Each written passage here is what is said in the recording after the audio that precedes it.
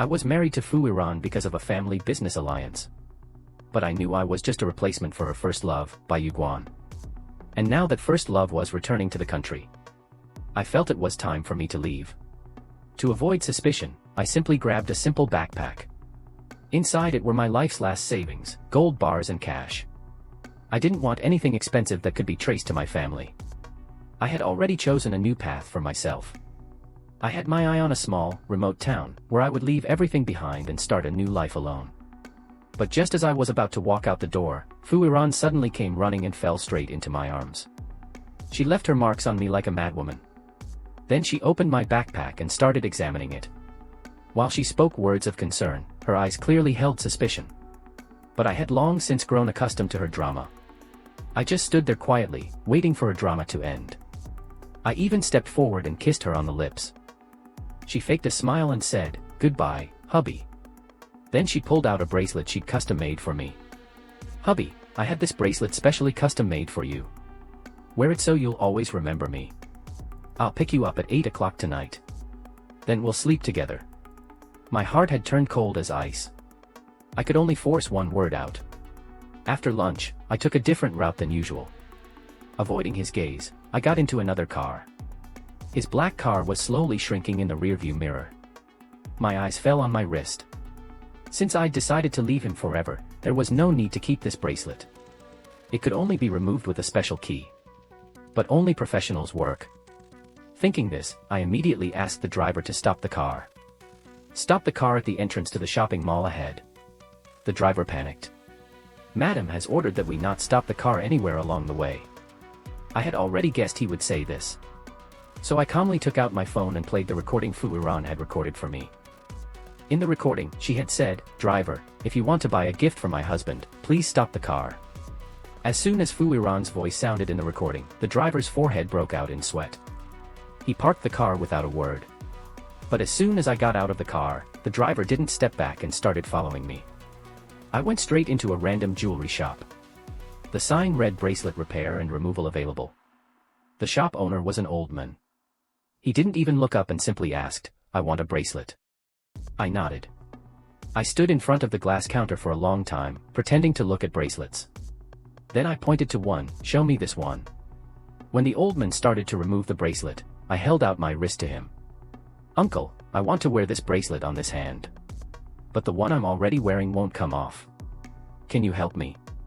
"Yes," the old man agreed without thinking. But as he bent to pick up the toolbox, his eyes fell on the bracelet on my wrist. His expression changed in an instant. He looked at me carefully again. "Son, this bracelet has a very special lock. Without the original key, it can't be removed without damaging it. Only by breaking the lock can it be removed." I said calmly, "It's okay, just break it." The old man understood everything. How could he not recognize this bracelet? It was the same bracelet he had handmade for Fu Iran years ago. An exclusive jewelry piece made only for the person one truly loves. And this boy standing in front of him wanted to break free from this relationship with all his might. After half an hour, the bracelet finally came off. The joy in my eyes was unconcealed. I paid and, without a second's pause, drove off. The bracelet was worth over 100 million yuan. But without hesitation, I threw it straight into the dustbin. The driver behind me was completely shocked. As soon as I got back in the car, the large LED screen outside the shopping mall suddenly lit up. The face of the famous actor Qin Servahan appeared on it. My heart sank. That man was Fu Iran's Bai Wegwan, his first love. This area had the most advertising screens. And who had sponsored this advertisement? It was clear without words. Just then, my phone started vibrating continuously. The call was from Fu Iran. He had realized the tracking signal had disappeared. I deliberately picked up the phone just as the bell was about to go off. "Hello." His voice was completely calm. "Habib, have you been to the shopping mall? There's a lot of traffic on the road." After a moment of silence, she agreed. "Okay. Call me when you get home." After hanging up, I checked the family group message. So she's back. Be smart and don't confront her. Don't go home with your face covered. I looked out the window. It was too late. As the car pulled into the bungalow, the manager's face changed as soon as he saw me. He immediately threw away the water hose and ran into the house. I grabbed my backpack and got out of the car. I hadn't even stepped inside the door when a woman in a fur coat came running out, furious. "How dare you? You even came back here on your own." A wave of pain surged through my heart. Mom, I was the Chu family's real son. Yet, they always favored their adopted daughter, So-So. Last year, at my coming-of-age party, I was forced to drink alcohol. So-So deliberately took advantage of that opportunity to get close to me. I flatly refused her. But my parents, without knowing the truth or distinguishing between right and wrong, blamed me and never tried to listen to me. From that day on, I became merely a tool of the family. I was forced into a business marriage with the Fu family's arrogant eldest daughter. Mother looked at me coldly. "Your sister is earning fame and money today. I told you beforehand not to come back. Yet, you had no shame." Seeing my mother scream so hatefully in front of me completely thawed my already wounded heart. Without a word, I took Grandpa's will from my pocket and placed it in front of her. "I'm just here to collect what Grandpa left behind." She was silent for a second. Then a sarcastic smile appeared on her face. "You've married the Fu family's eldest daughter. You're still eyeing the little property here." I had no desire to argue with them pointlessly. I simply said, "I just want a car and 200,000 cash, and I want it now." She thought for a while. Grandpa's 50 shares and several properties were flashing through her mind. My demands were nothing compared to all that. Immediately, her face softened. "Okay. Wait, I'll get it right now." She called for the car and ordered the cash. He also placed a property agreement in front of me. His intention was clear: I should leave the rest of my inheritance to myself. The butler standing to the side watched everything silently. I could see the hidden intrigue in his eyes. Years ago, this same butler had deliberately hidden the most important clue. He deliberately created such a misunderstanding that my parents always turned against me. Because of this, I never found love at home and was ultimately forced to marry the Fu family's arrogant elder's daughter. As soon as I left the Chu family's mansion, I unhesitatingly broke my SIM card. 99 missed calls from Fu Iran flashed on my phone screen. Seeing them brought a strange sense of relief to my heart. I drove non-stop all night. By morning, I reached the small town I had already chosen for my new life. From a distance, I saw a girl standing near a stone marker. She smiled and asked, "Are you Mr. Chu?" I nodded. "Yes." She lovingly handed me a basket of fruit. Then she got straight into my car. "Hello, my name is Li Xiao." A while later, the car stopped in front of a beautiful house. It was a 3-story house with a fountain in the courtyard and tilapia swimming in a pond below. You could even catch them and eat them if you wanted. Li Xiao picked up my luggage and carried it up to the 2nd floor. She paused outside the door, smiling. "Call me anytime if you need anything. I hope you have a good time here." I waited for her to disappear into the corner of the hallway. Then I took my backpack inside. At this very moment, the atmosphere at the Chu family in capital city had completely frozen, as Fu Iran herself had arrived at the Chu family home. The once magnificent mansion now resembled a battlefield. Broken furniture was scattered everywhere. My parents' faces had turned pale. They stood there, terrified, while Fu Iran sat quietly on the room's only remaining sofa. A suffocating silence hung over the room. It had been 2 days since I'd arrived in this town. The peace and quiet was slowly healing all my inner wounds. It was just that the empty space next to me kept me awake. This morning, after breakfast, I was about to head out with my new camera. The lady next to me smiled and asked, "Son, are you going out?" I said, "Yes." Then I said, "Auntie, I'll get you 2 candies." She laughed. "Son, take as many as you want. No money needed." I paused for a moment. The people in this town were really nice. I smiled.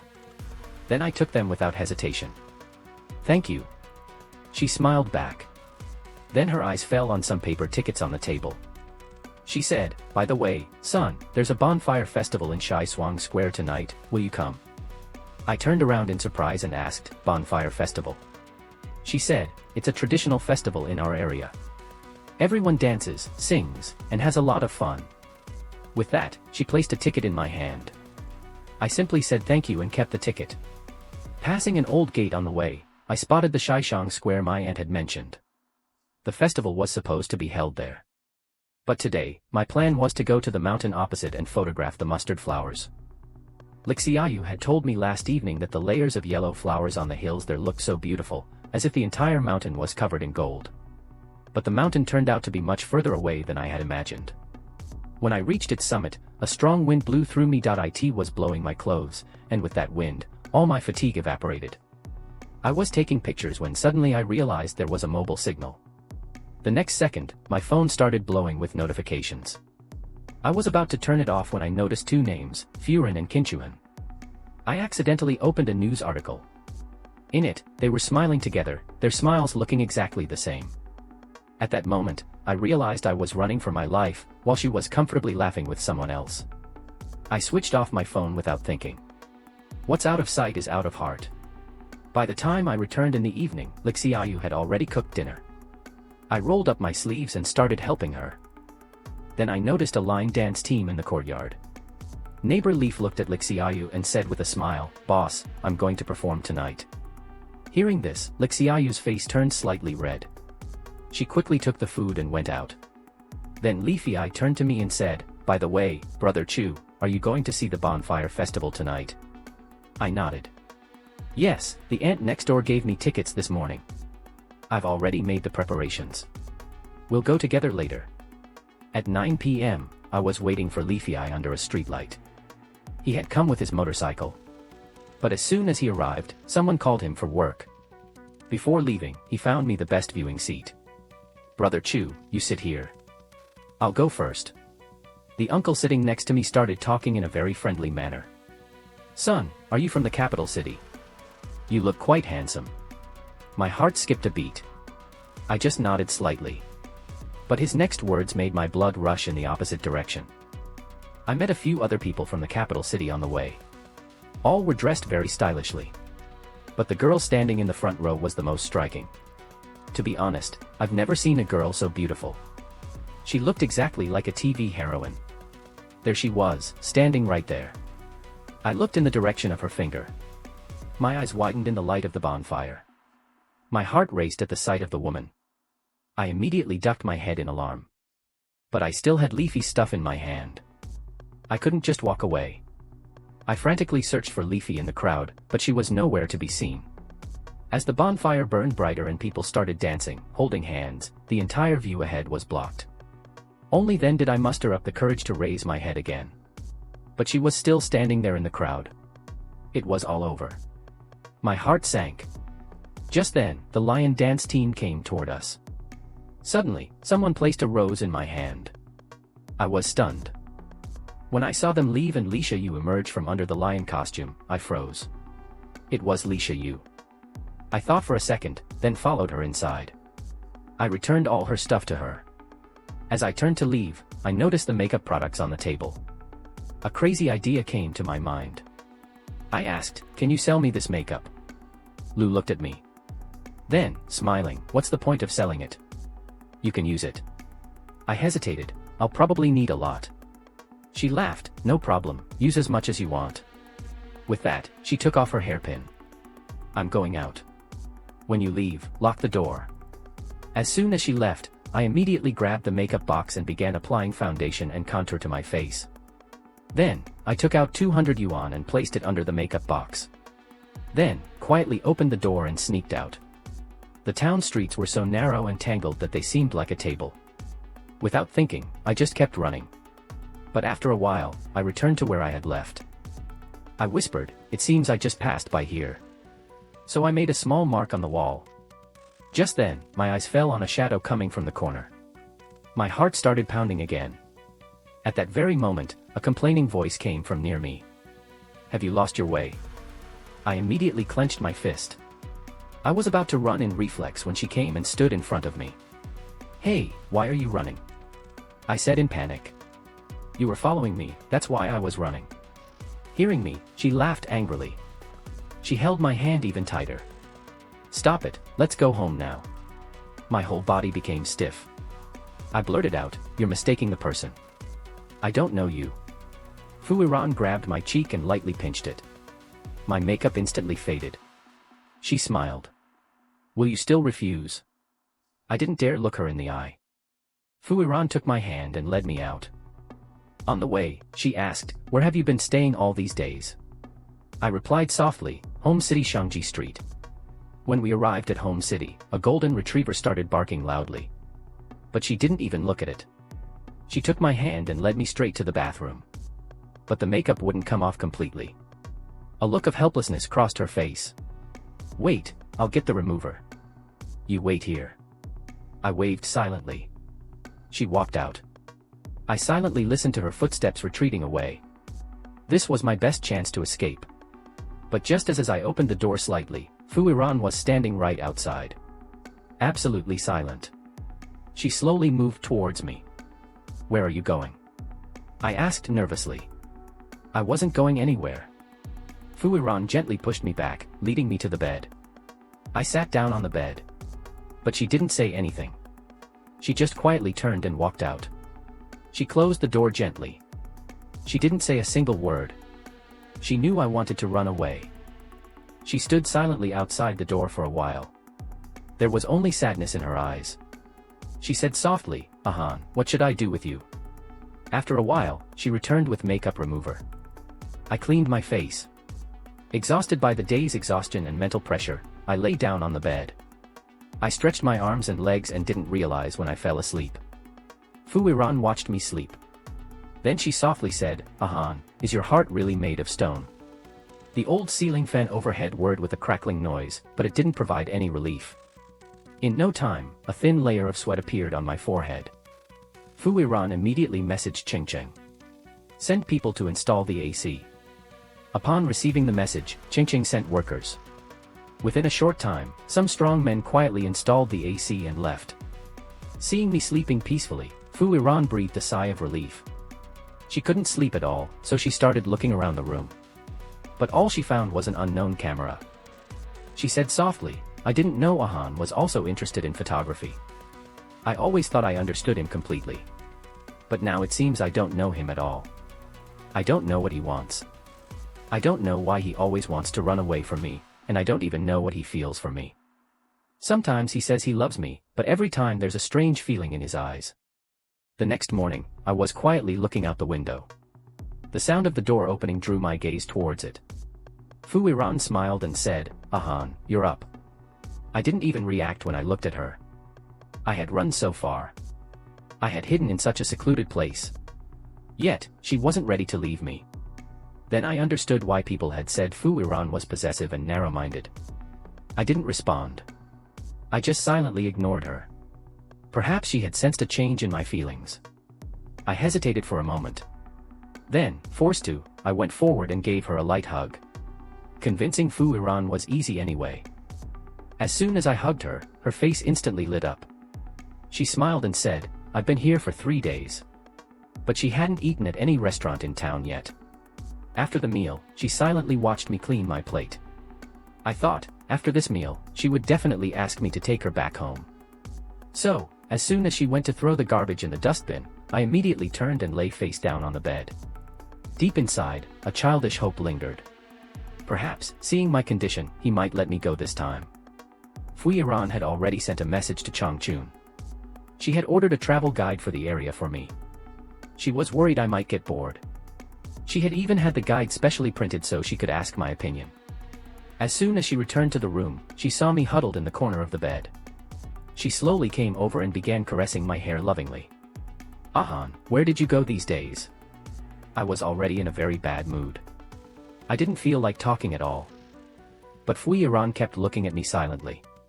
She didn't say anything else either. After a long while, I said in a quiet voice, "I went out and took some photographs. I went fishing and made paper kites." Fuiran listened attentively. Her eyes went to the same places in the travel guide and she marked them all with a pen. Then, with a smile, she asked, "Ahan, do you feel like going somewhere special today?" I was about to answer when suddenly I remembered something. The sparkle in my eyes dimmed instantly. I said softly, "I did, but not anymore. Li Xiao, you told me there was an herbal shop nearby. You can make your own herbal sachets and nose inhalers there. They're all made with natural ingredients.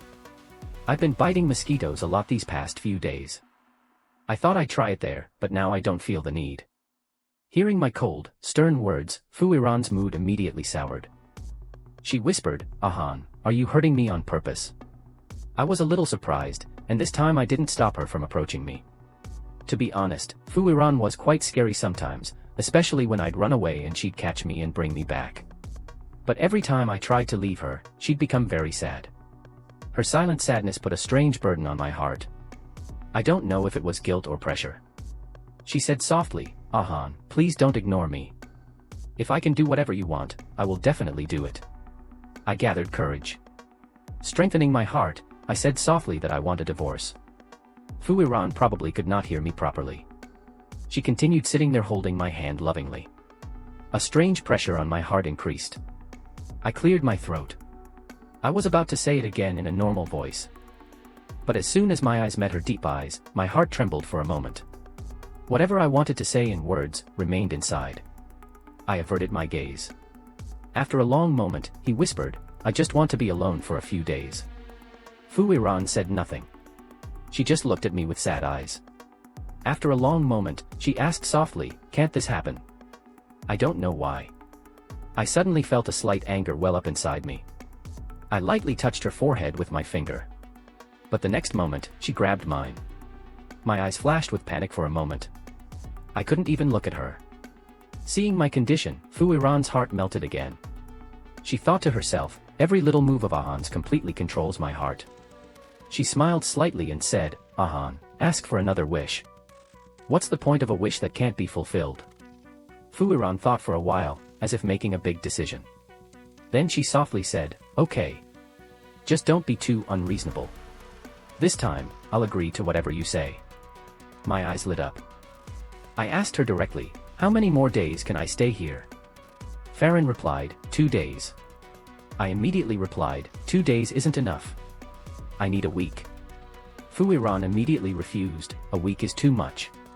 She thought to herself, "Is that right? Ahan might fall in love with this place and not come back with me." But seeing me, her heart gave way again.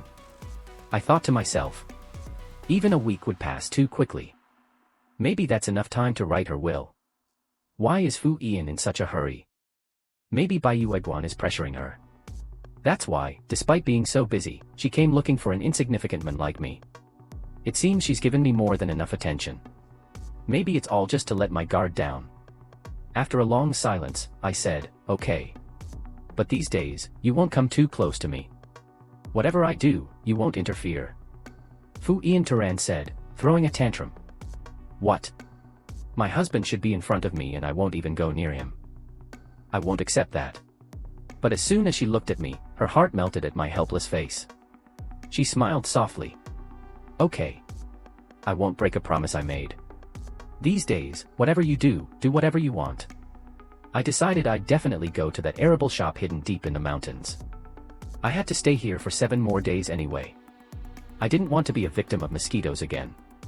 The manager smiled and said, "Okay, I'll drop you both off at the top." As I turned around, I saw Fu Iran standing at the door, staring at me. Her face clearly showed her displeasure. I just smiled slightly, looked away, and without a word, followed the manager. Fu Iran gritted her teeth in anger.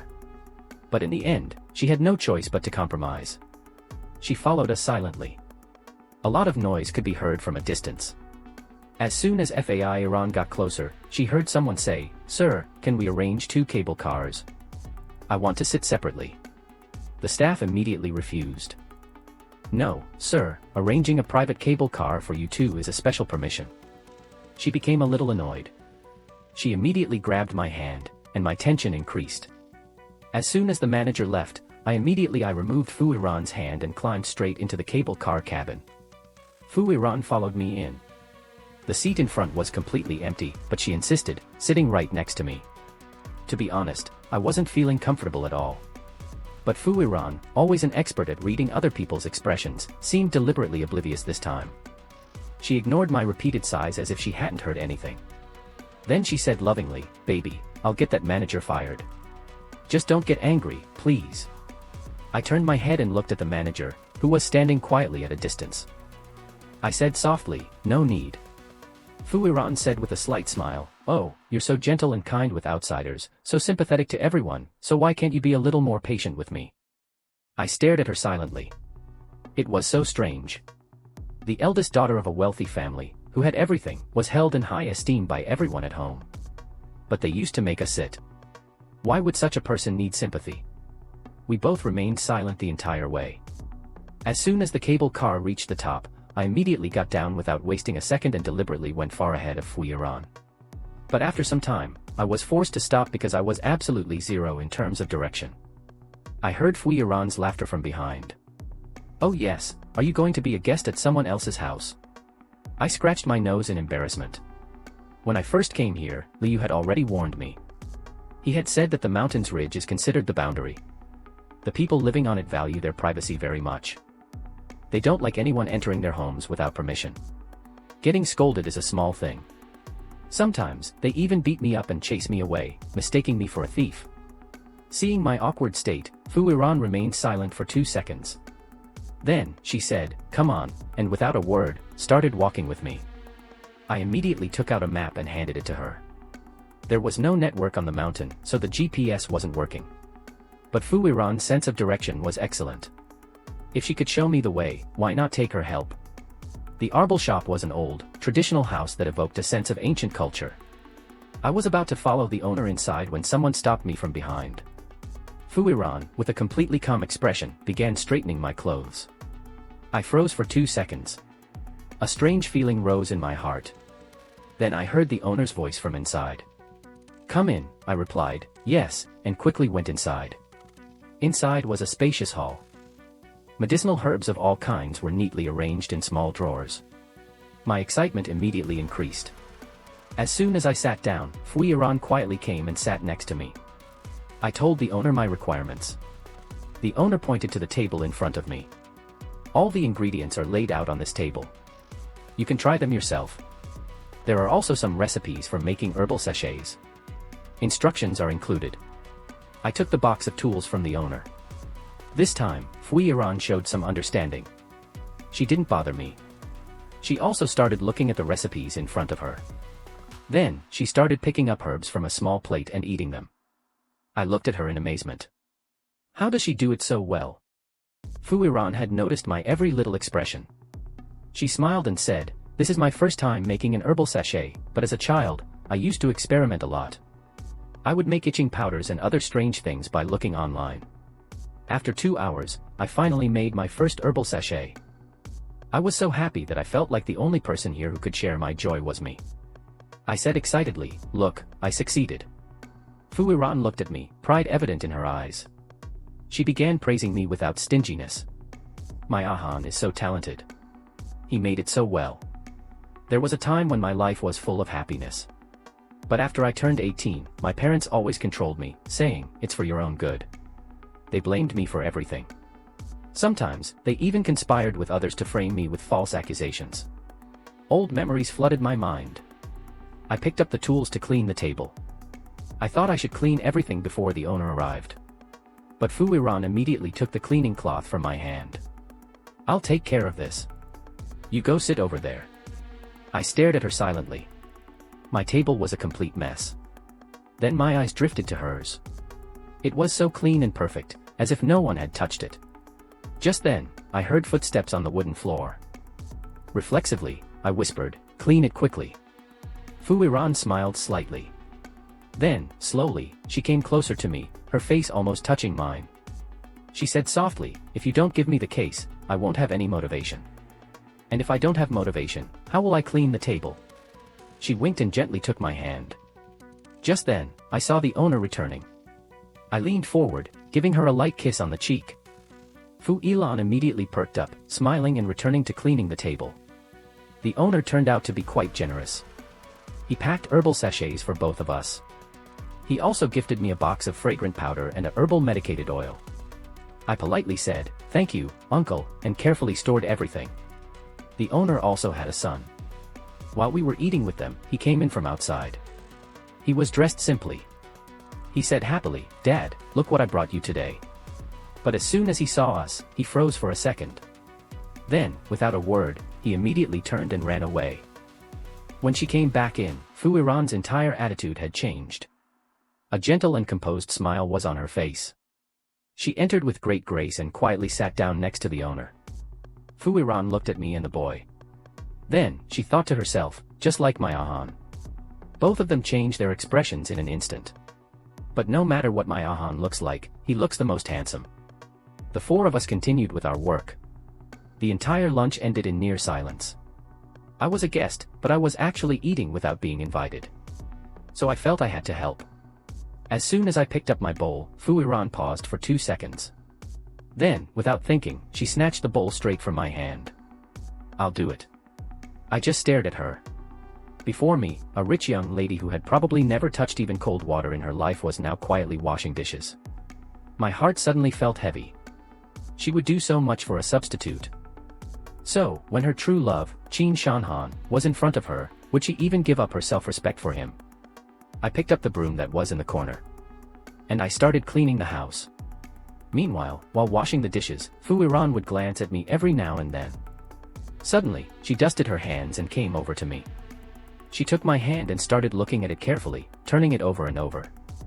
Only when she confirmed that there were no scratches or injuries on my hand did she breathe a sigh of relief. I stared at her in surprise. I couldn't understand what was wrong with her.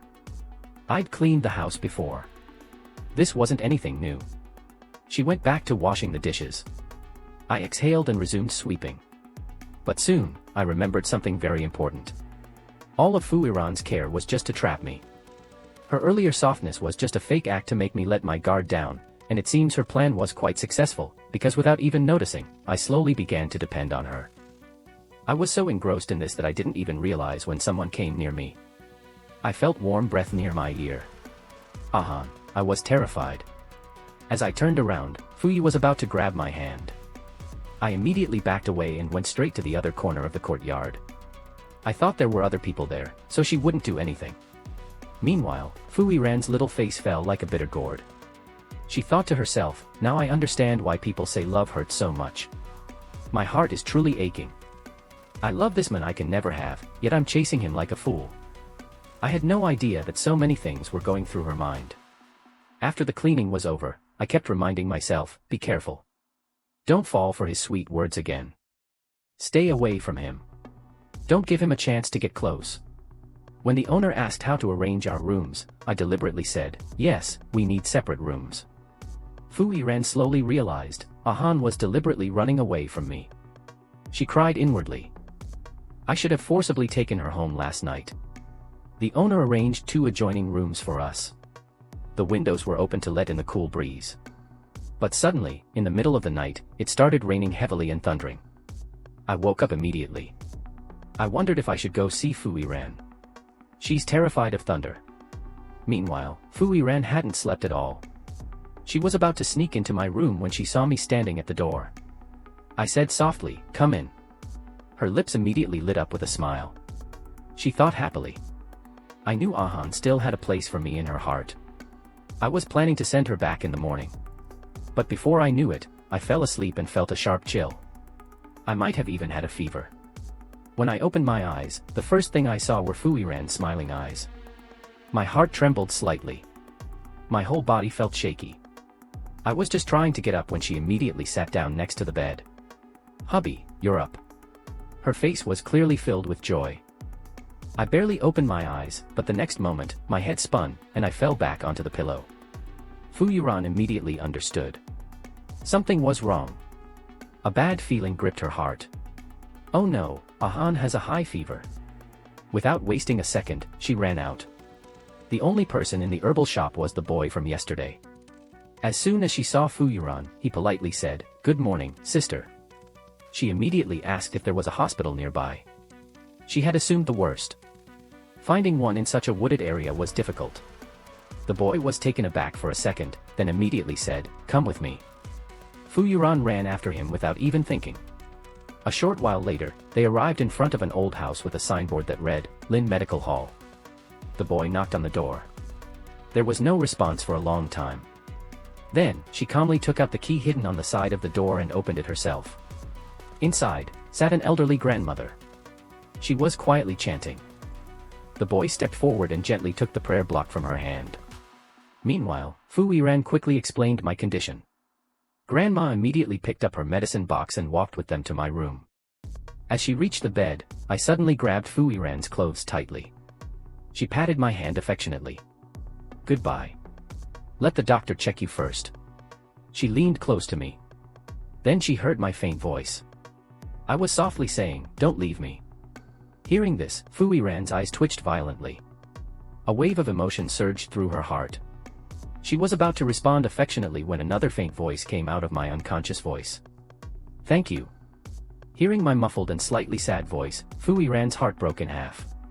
She stopped what she wanted to say to comfort me. The electronic thermometer showed 39 degrees Celsius. There was not a trace of panic on Grandma's face. She took out fever reducers and herbal medicine from her medicine bag. She always kept such emergency medicines ready in advance so that if a fever or cold suddenly appeared, they could be treated immediately. She told Fu Yiran, "Give him his medicine on time. Keep wiping his forehead and palms with alcohol. Take good care of him, and if there's any problem, call me at the house next door." Lindsay felt it would be a bit awkward to stay here, so he went out with Grandma. He sat in the courtyard and occasionally sneaked a peek inside the room. He watched them together and thought to himself, if they have a child in the future, they will be so happy. Sister Iran is truly madly in love. But at this moment, Fu Yiran wasn't even thinking about having a child. She was just trying to console herself. Life is already so difficult. Let me give myself false comfort. She thought to herself, my husband always thinks I have someone else in my heart. Even after marriage, I miss my white moonlight day and night. How embarrassing it would be if anyone else found out. She remembered how proudly she had declared it in front of everyone just a week after their wedding, "My husband loves me so much that he's always after me." This time, she'd even lied about her reason for leaving the house. She told everyone she was going on an anniversary trip with her husband. Every time people would look at them and say, "May God give you both a long life and a beautiful baby soon," she'd simply smile. But deep inside, she knew best. My heart was never meant to be with her forever. I just wanted to leave her at the slightest chance. Her every attempt to convince herself failed, and her face grew even more despondent. When I opened my eyes, I didn't know what to say. So I closed my eyes again and pretended to be asleep. Fu Yiran was cleaning my hands with alcohol at that very moment. Carefully, so as not to wake me up, she asked softly, "Are you up?" Her voice was heavy and low. I paused for a moment. Opening my eyes, I looked at her. Only then did I realize that she looked completely different today. The girl who was always perfectly groomed, her hair was disheveled. Her beautiful face was filled with fatigue and tension. Yet, her beauty hadn't diminished in the slightest. I looked away, but a strange uneasiness began to pound in my heart. My heart began to beat faster for no reason. Fu Yiran leaned toward me, perhaps wanting to check my temperature. I immediately backed away in reflex. Seeing my action, helplessness and sadness became evident on her face. But just yesterday, she had promised me she wouldn't force me. If she did now, it would have further tarnished her image in my eyes. So she just lightly touched her forehead to mine. Then she said softly, "It's not as warm as before." Then I understood. She didn't want to kiss me, just check my fever. I had misunderstood her. She carefully adjusted my blanket and said sweetly, "Goodbye, I'll bring some food. People here only ate twice a day." Fu Yiran cleaned the kitchen and made me simple vegetable porridge. She let it cool. Then, carrying a bowl, she came into the room and started feeding me, spoonful by spoon. I suddenly remembered that a few days after our wedding, I too had a very high fever. I didn't want to worry her, so I kept it a secret. When she found out, she immediately took me to the hospital. After that, she made a healthy diet plan for me. She hired a nutritionist. She even hired a personal fitness trainer. All to strengthen my health. She asked softly, "Will you eat more?" I snapped out of my reverie and shook my head, "No." She took the bowl and walked out. I gasped, looking at her back. I knew I shouldn't have fallen in love with her again. But my heart would beat without asking. I had already been abandoned once. Yet, my heart hadn't turned to stone. I was still dreaming that maybe someone would truly love me, without any reason.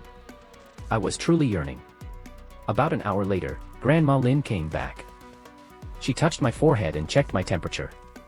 The fever was still mild. She said, "Take your medicine on time. Wear warm clothes. Don't get cold again." I nodded. Fu Iran went with Grandma Lin to get the medicine. She returned by evening. All day, I felt heavy, and Fu Iran wouldn't leave my side for a moment. She would constantly bring up something or the other just to keep me occupied. After a little more sleep in the afternoon, I felt much better. I yawned and got up from bed. Hearing Fu Iran's voice, she immediately wiped her hands and came to me. "Ah, you're up." I nodded slowly, my eyes still heavy with sleep. I rubbed them lightly. Then I said, "Let's go back today." Fu Iran, adjusting my collar, said, "Let's go tomorrow." Then I suddenly remembered, is the cable car running today?